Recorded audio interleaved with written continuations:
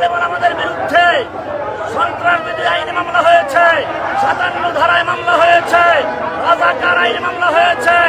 সমস্ত মামলাগুলোকে অনতিবিলম্বে খারিজ করে দিয়ে সমস্ত আলেমদেরকে মামলা থেকে অব্যাহতি দিয়ে এবং যারা এখনো কারাগারে বন্দী রয়েছে তাদেরকে দ্রুত মুক্ত করার জন্য আমি জোর দাবি জানাচ্ছি। আমি আরো আশা করব সামনের দিকে যেন কোন লোক, কোন দল, কোন গোষ্ঠী ফ্যাসিস্ট আওয়ামী লীগের পক্ষে দালালি করতে না পারে। যারাই দালালি করবে তাদেরকেও আওয়ামী লীগের মতো নিষিদ্ধ করতে হবে।